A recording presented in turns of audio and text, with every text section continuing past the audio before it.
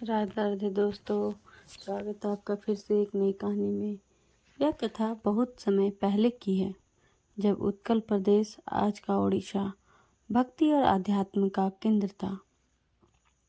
भगवान जगन्नाथ अपने विशाल मंदिर में विराजमान होकर भक्तों को दर्शन देते थे।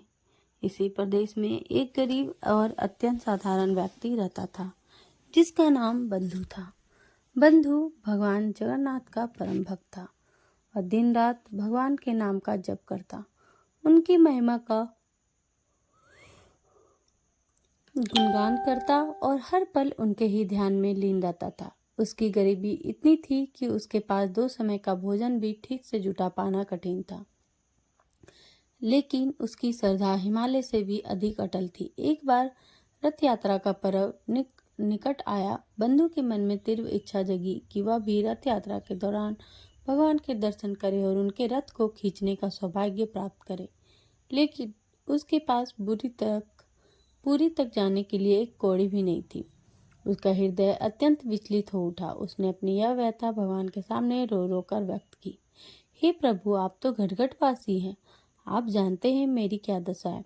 मैं कैसे आऊं आपके दर्शनों के लिए? क्या मेरा यह जीवन यूं ही बीत जाएगा आपके एक दर्शन के बिना?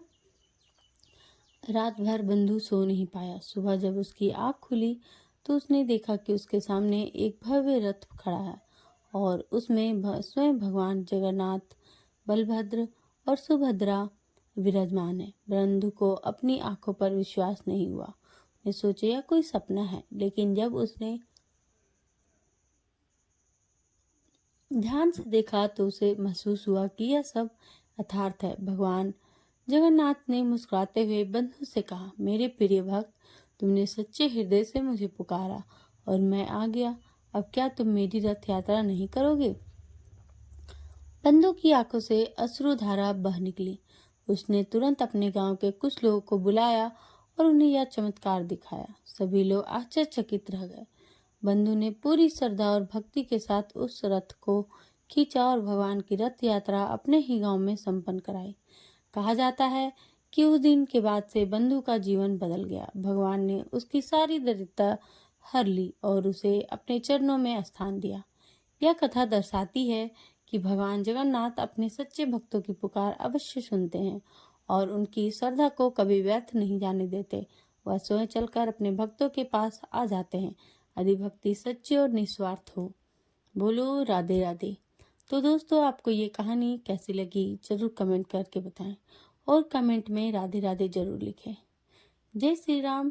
मिलते हैं। अगर आपने हमारे चैनल को सब्सक्राइब नहीं किया हो तो जरूर सब्सक्राइब करें, ताकि आपको ऐसे ही अच्छी अच्छी कहानियाँ सुनने को मिलती रहे। धन्यवाद और ज़्यादा से ज़्यादा लोगों को शेयर करें। जय श्री राम। मिलते हैं फिर अगले वीडियो में।